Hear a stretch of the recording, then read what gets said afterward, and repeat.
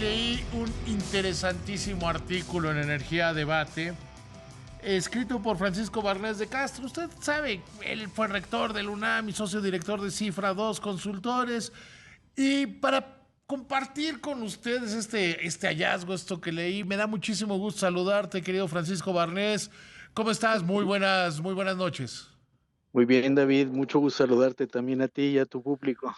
Compártele al auditorio este gran artículo de Pemex y su aportación a las finanzas públicas. Bueno, lo que hice es un análisis de la situación financiera de Pemex y cómo ha ido evolucionando con el tiempo. Y encontré cosas que me dejaron muy impresionado. Ujú, ujú. Por ejemplo, algo que me encontré es que los ingresos petroleros que aporta al gobierno federal Petróleos Mexicanos ha caído significativamente sexenio con sexenio. En algún momento Con fuimos un país petrolero, ¿no? Y las Fuimos un país finanzas públicas petrolero, eran, para las finanzas públicas era fundamental Pemex y hoy, sí. hoy pasaría, estamos del otro lado, se ha convertido en un lastre, ¿no? Para México, el ingreso de divisas era, Pemex contribuye de manera importante y a los ingresos fiscales, a los ingresos del gobierno federal, aportaba entre 35 y 45%. Todavía el gobierno de Fox aportó el 35% de los ingresos petroleros. En este sexenio ha aportado solamente el 6%. Y si le descuentas los 800,000 millones de pesos que el gobierno federal ha aportado de capital para evitar que se acumulen sus pérdidas y tenga que pedir mayor capital prestado, pues la aportación neta es de menos de 4% a los ingresos del Estado. Entonces ya Pemex dejó de ser el motor del desarrollo del país y de las finanzas públicas, y corre riesgo, si sigue cayendo las cosas, en convertirse en un pesado lastre para las finanzas públicas. Francisco, Y qué le pasó a Pemex? ¿Qué nos pasó como país de, de ser básicamente la mina de oro a hacer algo que ya está muy cerca, si no es que ya es un lastre para las finanzas públicas?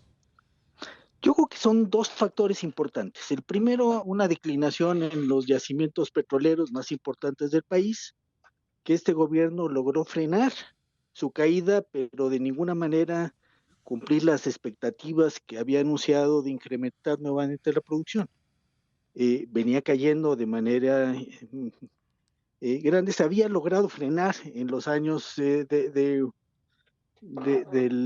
gobierno de Calderón, Ujú. empezó a caer otra vez con Peña Nieto, y este gobierno lo ha logrado frenar, concentrándose en los campos petroleros más fáciles para empezar la producción, y logró mantener la producción petrolera en 1.6 millones de barriles por día. Entonces, esa es una de las causas, pero la otra causa es el deterioro impresionante que ha tenido el desempeño del sistema de refinación del país. Eh, y esto ha llevado a que Pemex incurra en pérdidas crecientes. Otra vez, para darte los datos, de cada 100 pesos que aportó en el gobierno de Calderón de dinero al fisco Petróleos Mexicanos, 17 pesos provinieron de deuda y aportó 4.4 billones de pesos de aquella época. Ujú, ujú. En este sexenio ha aportado solamente 1.3 billones de pesos y ha tenido una deuda de 900 y unas pérdidas acumuladas de 980,000 millones de pesos. Esto es, cada 100 pesos que aportó el fisco, 75 fueron de pérdidas. Y para que Pemex evitara tener que ir todavía más a los mercados financieros, pues tuvo que inyectarle 800,000 millones de pesos de capital. Bueno, no era que no fue por gusto, fue porque los mercados se cerraron para Pemex. Así es. Ahora, ¿qué es lo que está ocurriendo? Que las pérdidas, el que está contribuyendo de manera impresionante a las pérdidas en este momento es transformación industrial y básicamente el proceso de refinación de petróleo. Y también te puedo dar algunos datos Por interesantes. favor. El sexenio pasado, con todo y la mala situación en que operó Petróleos Mexicanos, el sistema de Pemex Transformación Industrial representó las pérdidas de Pemex en procesamiento para producir refinados. Las pérdidas del Pemex fueron 30% de las pérdidas totales de Pemex. En este sexenio, con todo el esfuerzo que se le ha metido para incrementar la producción del sistema de refinación, está aportando el 80% de las pérdidas de petróleos mexicanos. O sea, es que con base en estos datos deberíamos salir del negocio de refinación. Si fuera una empresa privada, se saldría de ese negocio. No, estamos perdiendo en promedio $35 por cada barril de crudo que procesamos. Es un crimen. Mientras Petrobras está ganando $6 o $7 por cada barril que procesa en ese mismo periodo, con refinerías menos sofisticadas que las nuestras. ¿Qué ¿Qué es lo es? que hace Petrobras? Pues las opera eficientemente con el crudo adecuado para las refinerías, mientras que nosotros lo estamos operando mal. O sea, No es el adecuado para las refinerías. ¿por qué estamos operando tan mal las refinerías? Mira, grandes razones. Una, porque no les hemos metido en mucho tiempo, no solo esta administración, muy poco dinero para mejorar el desempeño de las plantas de proceso. Les hemos puesto parches adicionales. Hemos agregado nuevas plantas para poder producir gasolinas de bajo contenido de azufre. No lo hemos hecho con el diésel, estamos en falla.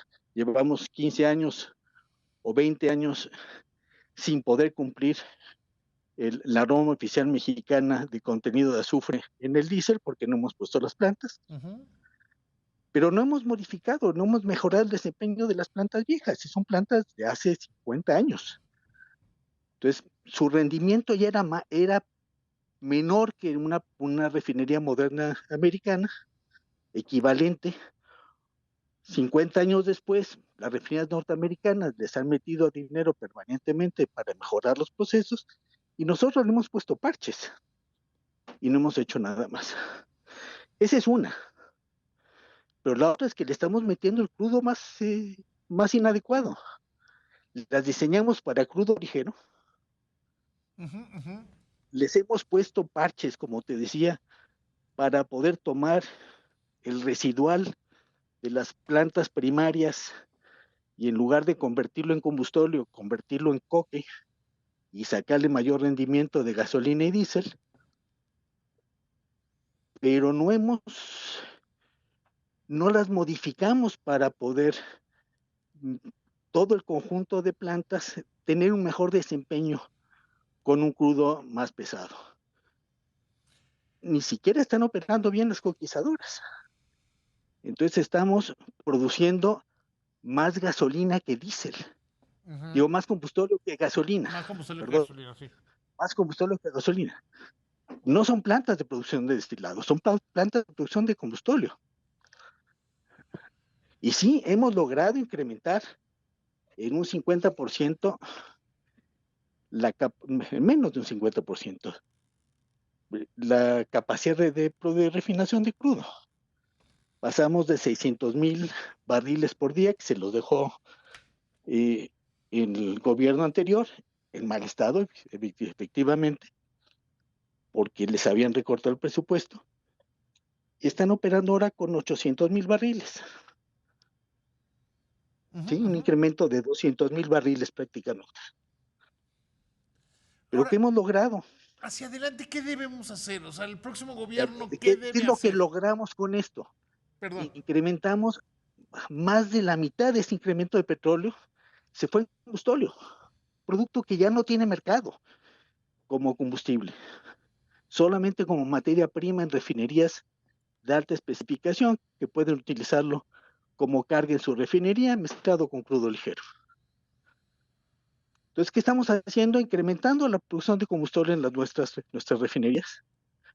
Para encontrarle mercado, tenemos que castigar sus precios, mezclarlo con crudo ligero para que sea utilizado como carga en las refinerías del sur de Texas, desplazando nuestro crudo de malla y le pega el precio del crudo malla al desplazarlo, para que ellos tengan un margen de utilidad mejor que antes.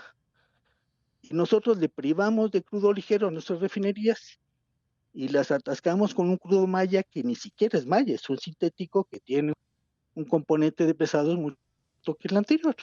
Es, es, Entonces eso es que nuestras lamentable la refinerías situación.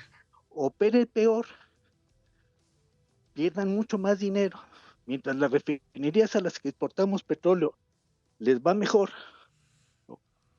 las nuestras les está yendo cada vez peor porque les metemos el crudo residual que no tiene mercado. Francisco, quiero agradecerte muchísimo por esta conversación verdaderamente interesante. Vamos a un corte.